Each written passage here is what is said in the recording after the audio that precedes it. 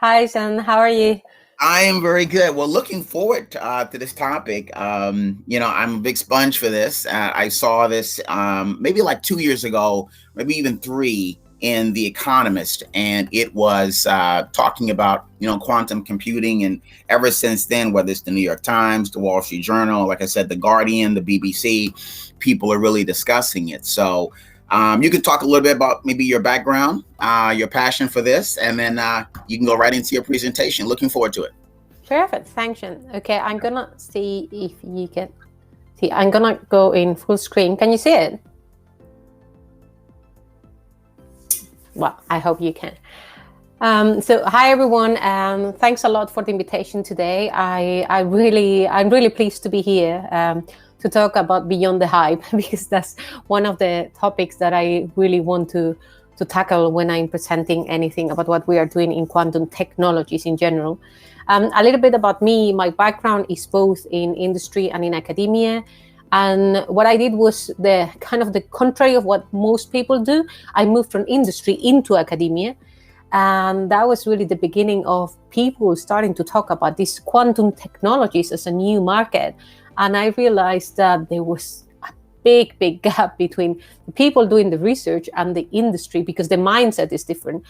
And I started to get involved in absolutely everything that you could imagine. And in the last years, I just tried to kind of put all the pieces together and create something that it could provide all the resources of what people were asking for during the last years creating this ecosystem. So that's about me. And today, the title of the talk is Quantum Ethics, but I want to give a little bit overview about everything, why we talk about these, why is it important, who is doing what, and of course a little bit more about the ethical implications, and then what we are doing at Cureca, my company, that what we are trying to tackle in this new market and ecosystem. Okay, so let's jump in. I suppose that you have seen this several times already because we are talking about hype, and there's nothing about hype if you don't tackle the hype cycle from Gartner, where they talk about new emerging technologies and how all of them, they follow this curve, and at the beginning is kind of this innovation trigger when people are getting so excited about it, and it's like robots are going to come, so AI is going to be there tomorrow. And the same happened with quantum computing. Oh, we need to work in quantum computing. It's going to revolutionize our world. But the truth is that all these technologies, they follow the curve, and it's all this motivation goes into actually, we are not going to have robots ready tomorrow. It's going to take a little bit longer. And this is where we say that this is this disillusionment, or what in quantum we call the quantum winter, right? That people are saying, well, we are waiting, but actually it's going to take longer. And this happens in history, I think, 4 times when we talk about AI. But what is really important about any kind of emerging technologies is that we don't know what is going to happen, because we are really in the early stages of the development of the technology, and it's emerging, it's being born. So even if we forecast as much as we want, we cannot really foresee what is happening. And this is actually probably the one that Sean mentioned from The Economist, where everybody started to hear more in the media about quantum. But what really the key thing here is that we know that this is coming, this is going to be revolutionary, it's going to be disruptive, and we don't know what that means. We can predict a lot. We know a lot of consequences of this technology. We know where it's going to be applied. But if you think about last century, in the 40s, 50s, where we had huge computers, nobody could imagine that a computer was now in your pocket.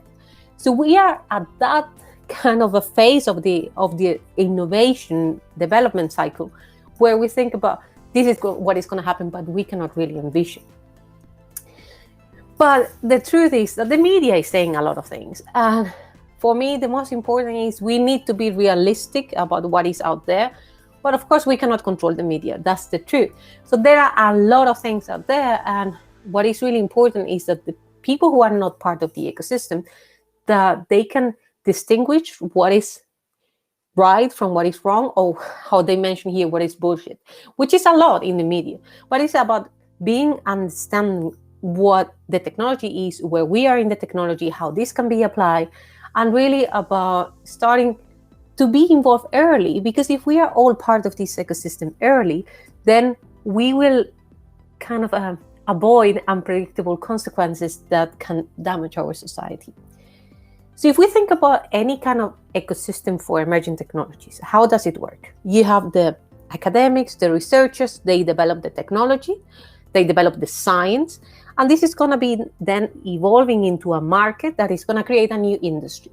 Then you have also the industry, the companies who are going to start using the technology, but you also have the governments, the funding agencies, and anyone putting the money into the research. And you have the general public that is very, very important into the ecosystem, because everyone should understand when we talk about a new technology, in this case, quantum, but it could be AI, it could be IoT, any kind of emerging technology, what does it actually mean? It's not, AI doesn't mean that tomorrow we will have robots all around us. So the same happened with quantum. But there is a key difference when we talk about quantum, and it's based on quantum mechanics. And the word quantum itself, it brings this kind of weirdness or nerdiness or, I don't know, excitement, I guess, that people either they are scared, they think that it's very, very hard to understand, or they feel like it's so cool that they need to get involved right away. The truth is that, yes, it's different, because we are talking about another scale in matter. So in our world where we have different new phenomena, so there are quantum phenomena that they don't happen at a larger scale. You probably have heard of the Schrödinger cat, you have heard of quantum entanglement.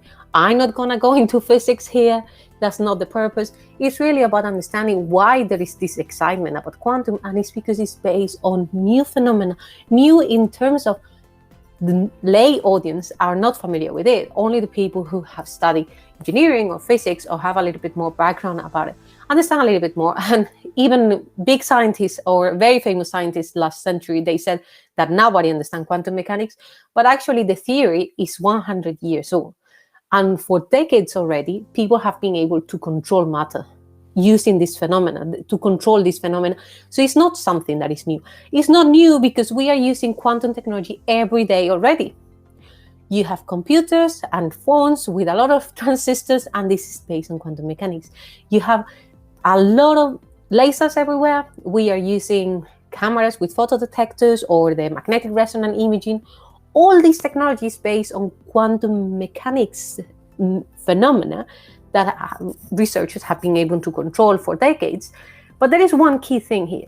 If we talk about a transistor, there are a lot of electrons, right, in electricity that are passing through your computer or through your phone.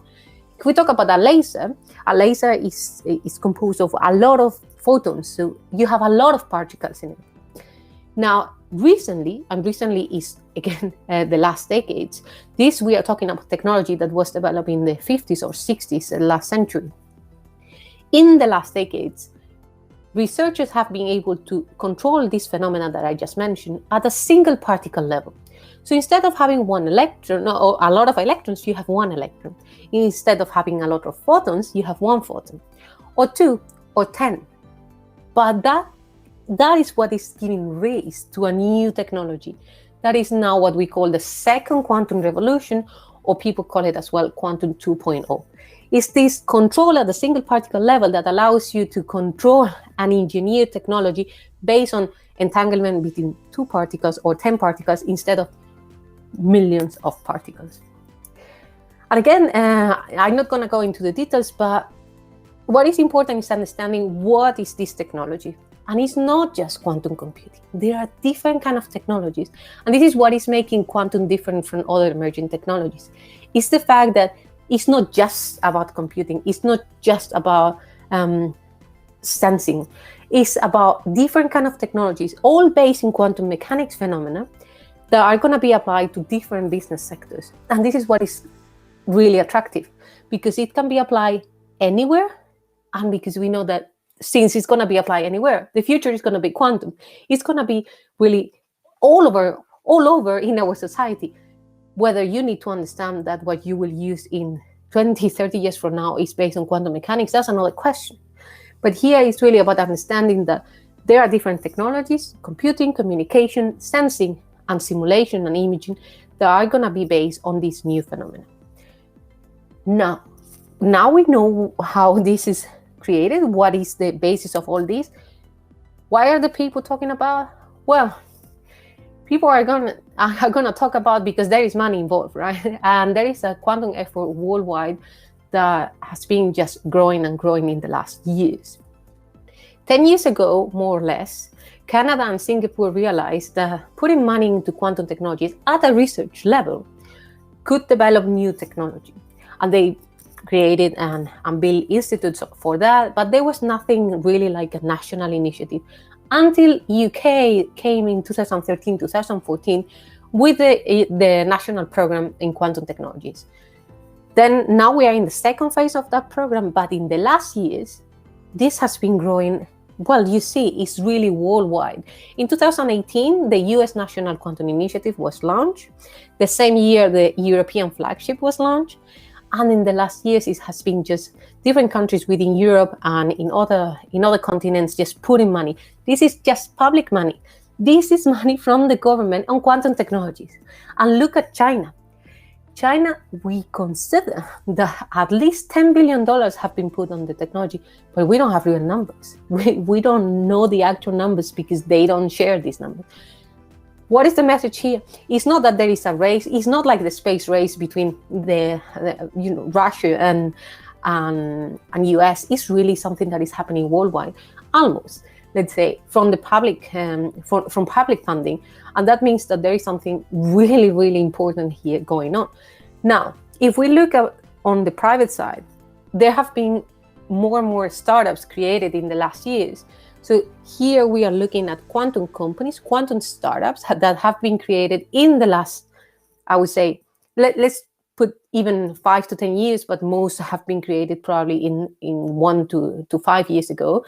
And what is really, really important here is that in all continents, there is at least one startup. And I think that's fantastic because it's giving you one thing is the interest is global. The opportunities are global. And I say this to a lot of people because as you will see later, one of the things that we do is we provide recruitment. And if somebody is looking for a job in quantum and is, I don't know, in any country in the world, what is important is you don't need to go to US to find a job in quantum. You can maybe have something in your region.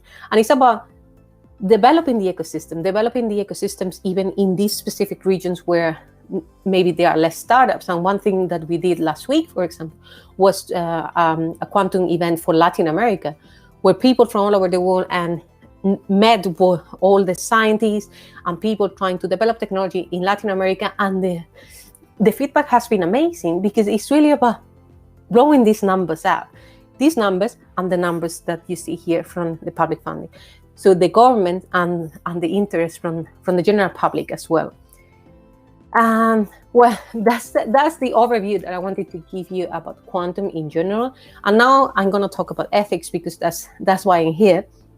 And what I want to tell you about this is I have been involved in the ethical implications of quantum technologies. And again, I always try to say quantum technologies are not just quantum computing, but most of the times at the end, we end up talking just about quantum computing because I guess it's more straightforward to focus in one specific technology. But I have been involved in this since 2018 for several reasons. We were a handful of people in the world, just like maybe we could start discussing about it. So why is it important that we talk about ethical implications about something that is so early in the development? Because if we look at the history, if we look at what happened in the past, when you consider science and physics and the power to control matter at a specific level, you know that sometimes the power that you could envision as something that is going to be really beneficial for society can go in the wrong direction. And of course, I'm talking about the atomic bomb. The beginning was the same. It was a new step in physics and in science, control matter at a specific level. And then you develop, and then it gets out of hands. And this is like a project. We are developing something, but we need to start thinking very early what can go wrong. What are the risks? as well as the opportunities that you have seen already and that we know. But what are the risks, and how can we mitigate those risks in advance? And again, quantum technologies is different because they are different kind of technology, but we are also in a, as we have seen today, there is a bunch of new emerging technologies that are being developed at the same time. So what are the implications of having AI and IoT and then putting on top quantum computing? How could you intensify all the implications on society? And we know already that this is important because for AI, for nanotechnology, for biotech, there are already some kind of guidelines and rules at global level for people to say, you cannot do this because it's not ethical. And of course, when we talk about biotech, you know, it's like we can discuss, is cloning ethical or not? But in this case, quantum is going to be different. And a lot of people say, how is that different? It's just another kind of computation when you talk about quantum computing. I still think that there are a lot of things that are going to be different, but maybe, again, we are really early on understanding how different this will be. So we try to think about the potential risk of this new emerging technology based on quantum mechanics. And one would be the injustice on the distribution of the benefits. So a quantum computer, one is created, one is it exists, that it will be in the long term. It's not going to be in 2 years, but let's say it's going to be in 15, 20 years. What happens is if only one country in the world has this quantum computer and decides to do whatever with that power. If you have a computer that is really, really powerful, how can you tell this country, if not already the guidelines, if the guidelines have not been done in advance, and you can go and say, no, you cannot use it for that, but they can say, well, it's my computer. I can do whatever I want with it. How could this imply into the geopolitical relations? And who is going to have access to that? Because we can say, well, this is a global community, and once we have a quantum computer, everybody can have access to it. This is what is happening now. We have small kind of quantum computers. They are in the cloud, and everybody can access. But is it going to be the same once we have an actual quantum computer? We don't know that. The same if we think about, well, what if people want to use it for military use? Not only quantum computing, but other kind of technology. Quantum communications could be really powerful. Are we going to let any country do whatever they want with that technology? The same with data protection and the management of data, that we know that right now data is, whoever has the data has the power. And it's the public trust. It's about, you remember the hype cycle. So even if we have this quantum winter coming, because we still need more years to develop the technology, we need to have the trust from the public that this is going to be something good for society. And again, I mentioned before the implications of all the technologies. But in my opinion, the biggest threat is what we cannot foresee, the unknown. But in general, even if there are a lot of things that we don't know, we wait too long to do something in this world at a global level. And here you have the example of climate change. And we cannot wait too long. We cannot wait too long because we have seen how bad waiting could be in terms of the implications for society. So this is my message when we think about the implications of emerging technologies and hear about quantum technologies. So what has been done and what we are doing? So as I mentioned, in 2018, some people started to write about it. So you can go to quantumcomputingethics.org, where there is a very nice article about starting to think about the ethics of quantum computing. Then in 2019, we had the first panel discussion about the ethical implications of quantum technologies. That was in one of the first events where it was quantum for businesses. So it was really the industry mindset more than the academics gathered together. And there we presented the ideas to the White House in the US. We presented these ideas to the flagship, the Europe Consortium. And everybody were like, yeah, we need to do something. But of course, it's good to keep the conversation going, but how can we actually do something? Then at the end of last year, the Quantum Daily launched a small documentary where people starting to talk about it. So it's like people start to write about it, then we start to talk about it, and then people really said, now it's time to do something.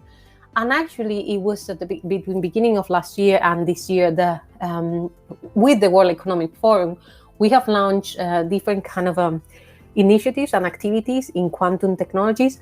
And there is one about quantum ethics, which is really the ethical implications of quantum computing, where I'm part of, and I have been leading this with the people from the forum.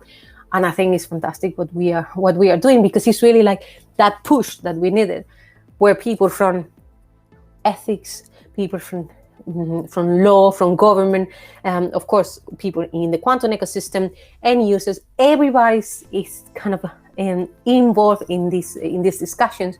We have been we had 2 workshops, 2 or 3 workshops, and we have identified the risk. And now it's really about how can we put together the guidelines. We are going to have yearly events. So this is really, it's the beginning, but now the ball is rolling, and we are creating something new. So this is what I wanted to share with you about ethics. And before I finish, probably you are like, what are you doing here? What is your role? And I mentioned before that I wanted to give you a little bit overview of what we do at Cureca. So this is the image that you saw before from the ecosystem. And I mentioned that I moved from industry into academia. And yes, we know that there is a gap between academia and industry. That's not new.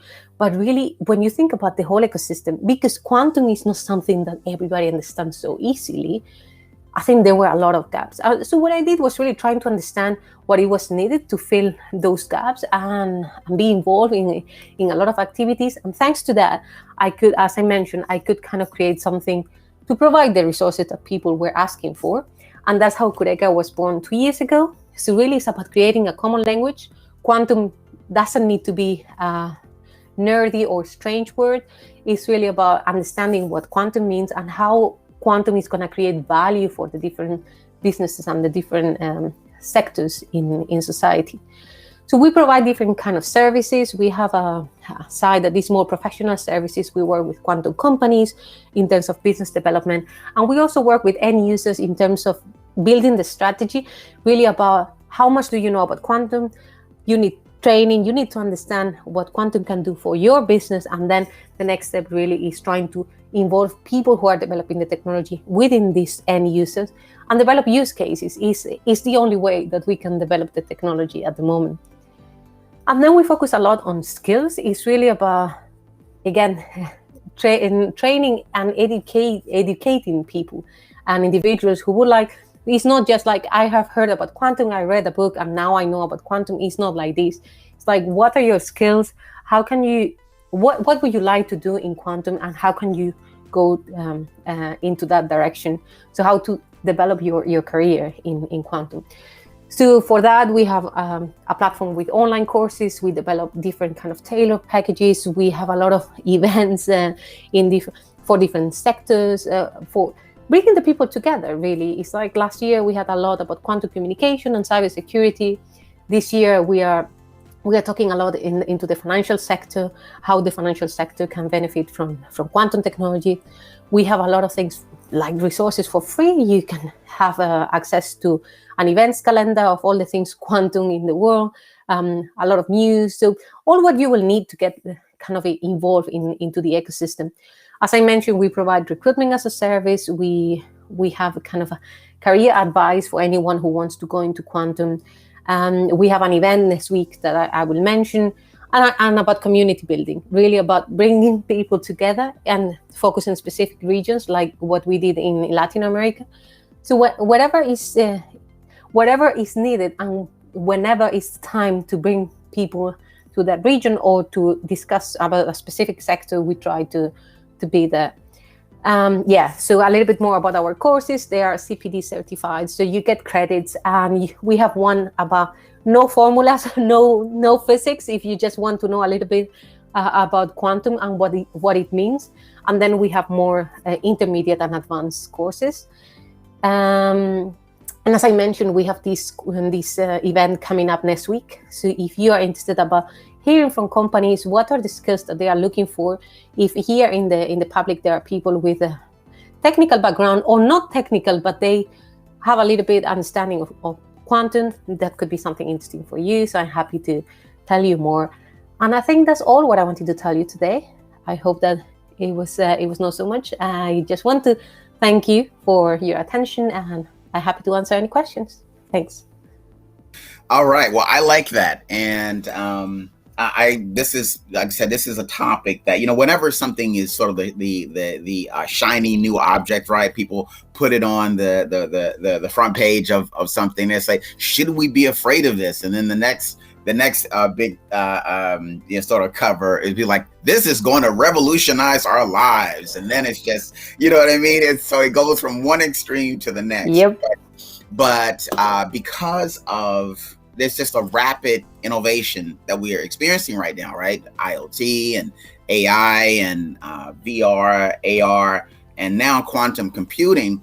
I guess there. I mean, again, you don't want to totally hype it up, but I know that there's a gentleman in the UK who described it. He was one of this panel of experts who said that he felt it was sort of the equivalent of like a whole new industrial revolution.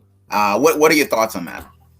That's a very good question. And actually, I'm going to answer that with an analogy that somebody mentioned, I don't remember, but it's actually the best way to explain it. If you think about any kind of revolution in history, it's because of the materials we use. Like if we talk about really long time ago history, it was the time of iron, of copper, all materials. Then it was really about being able to, the Industrial Revolution was to be able to access to all the kind of materials and devices. And here, if we have once in the future a quantum computer that is able to give us the correct power to be able to simulate molecules and simulate materials at a very specific level, can you imagine?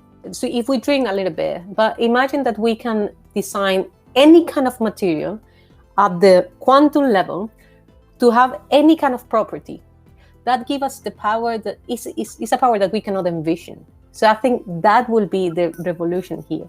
It's another kind of power, but based again on having the opportunity to design new materials, and it's actually to open the door to any kind of material. Okay, I like that. And I guess the last question here is this: on the first day of the conference, and even probably more yesterday, I was talking about, and maybe like what a speaker this morning talking about frameworks, right? Like sort of country frameworks or regional frameworks around data, around AI.